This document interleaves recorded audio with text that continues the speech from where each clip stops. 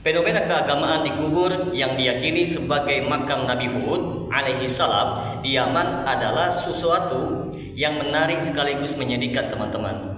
Bila kita lihat dari kacamata akidah yang lurus, di satu sisi tempat itu menjadi destinasi spiritual dan simbol sejarah bagi masyarakat Hadramaut. Namun di sisi yang lain, teman-teman, ia telah berubah menjadi pusat ritual dan penyimpangan yang jauh dari tauhid yang justru diajarkan oleh Nabi Hud sendiri kepada kaumnya yang dahulu. Bagi teman-teman sekalian yang penasaran dengan kelanjutan dari pembahasan video kali ini, maka tonton terus video ini hingga selesai agar kita menemukan fakta yang sebenarnya.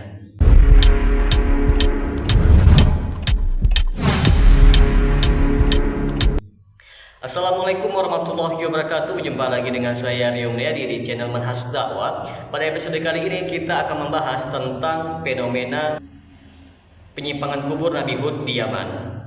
Kalau kita menelusuri ke lembah yang disebut Qabr Hud di kawasan tandus antara Tarim dan Mukallah, kita akan menemukan suasana yang mistik. Di sana berdiri bangunan tua di atas tanah berbatu sempit, bukit-bukit yang gersang.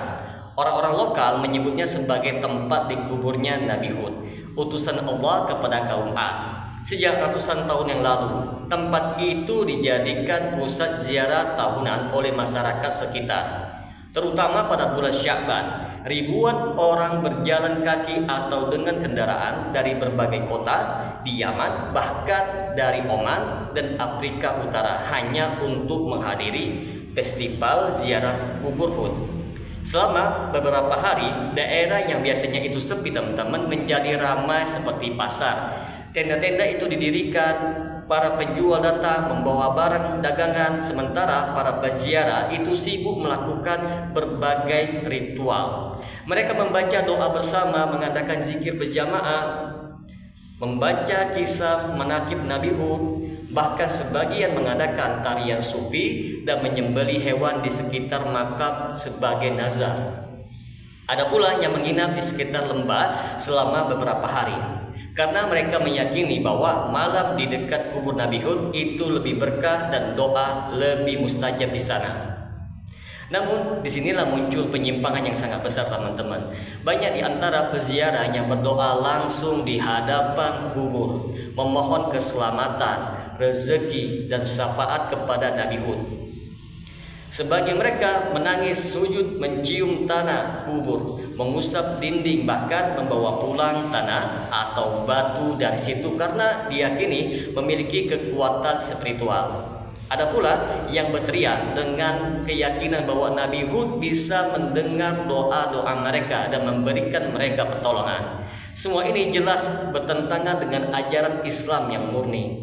Agama Islam datang untuk menutup semua pintu syirik dan mengarahkan ibadah hanya kepada Allah semata. Rasulullah SAW sendiri sudah memperingatkan umatnya dengan sabda yang sangat tegas sebagaimana yang diriwayatkan oleh Imam Abu Daud dan Imam Ahmad. Janganlah kalian menjadikan kuburanku sebagai tempat perayaan, dan janganlah kalian menjadikan rumah kalian seperti kuburan. Bahkan beliau melaknat orang-orang Yahudi dan Nasrani karena menjadikan kubur nabi-nabi mereka sebagai masjid. Lalu beliau bersabda sebagaimana yang diriwayatkan oleh Imam Muslim, ingatlah, sesungguhnya orang-orang sebelum kalian menjadikan kubur para nabi mereka sebagai tempat ibadah. Ketahuilah, janganlah kalian jadikan kubur sebagai masjid. Ironisnya, teman-teman, di kubur Nabi Hud yang konon menjadi simbol dakwah tauhid, justru banyak orang yang melakukan perbuatan yang merusak tauhid itu sendiri. Mereka datang jauh-jauh bukan untuk meneladani ajaran Nabi Hud, melainkan untuk mencari keberkahan dari kubur. Padahal Nabi Hud itu diutus oleh Allah Subhanahu wa taala untuk menyeru kaumnya agar meninggalkan pemujaan terhadap makhluk dan hanya menyembah Allah semata. Beliau berkata kepada kaumnya sebagaimana yang disebutkan di dalam Al-Qur'an surah Al-Hud ayat ke-50, "Wahai kaumku, sembahlah Allah, tidak ada bagi kalian sesembahan selain Dia. Betapa bertentangan antara pesan dakwah Nabi Hud dan perbuatan orang-orang yang mendatangi tempat itu hari ini. Para ulama Yaman yang berpegang kepada manhaj salaf seperti Syekh Muqbil bin Hadi Al-Wadi'i dan murid-muridnya telah lama menyoroti penyimpangan di tempat ini. Mereka menegaskan bahwa ziarah ke kubur bukanlah masalah selama itu dilakukan dengan niat untuk mengingat kematian dan berdoa kepada Allah, bukan kepada penghuni kubur. Tetapi ketika ziarah itu berubah menjadi ritual permohonan, tawassul yang salah, pengagungan kubur dan pencarian berkah dari tanah dan bangunan, maka ia telah berubah menjadi gulu, yaitu berlebih-lebihan yang buka kepada pintu kesyirikan. Fenomena ini teman-teman bukan hanya sekedar tradisi keagamaan, tetapi sudah menjadi budaya turun-temurun yang bercampur antara keyakinan agama, adat, dan pengaruh tarekat sufi yang kuat di wilayah Hadramaut. Banyak tokoh sufi menganggap bahwa kubur para wali dan nabi adalah tempat turunnya rahmat dan pintu menuju Allah. Dari keyakinan seperti inilah teman-teman, muncullah kebiasaan meminta kepada penghuni kubur, sesuatu yang tidak pernah diajarkan oleh Rasulullah SAW maupun para sahabatnya. Bentuk kubur yang diklaim sebagai makam Nabi Hud teman-teman pun menambah aura mistisnya. Panjangnya bisa mencapai lebih dari 10 meter. Orang-orang menganggap itu bukti bahwa Nabi Hud adalah manusia raksasa, sebagaimana kaum Ad yang berpostur tinggi besar. Padahal itu hanya simbolis, tidak ada dalil yang sahih tentang panjang atau bentuk kubur tersebut.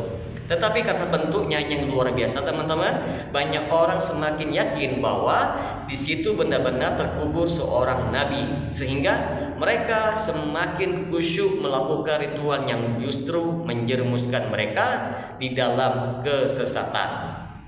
Bahkan sebagian orang menganggap ziarah ke kubur Nabi Hud lebih utama daripada haji. Nah, mereka berkata bahwa siapa yang berhasil mencapai kubur itu dan berdoa di sana akan diampuni dosanya dan diberi keberkahan hidup.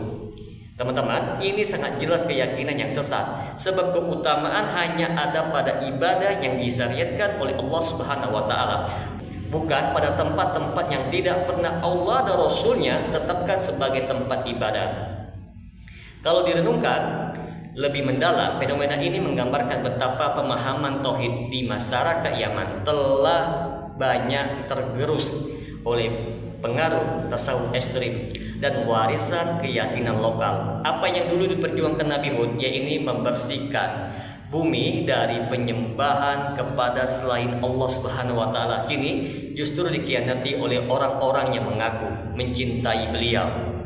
Mereka lebih mencintai Nabi Hud dengan cara yang salah, bukan dengan mengikuti ajarannya, tetapi dengan mengkultuskan kuburnya.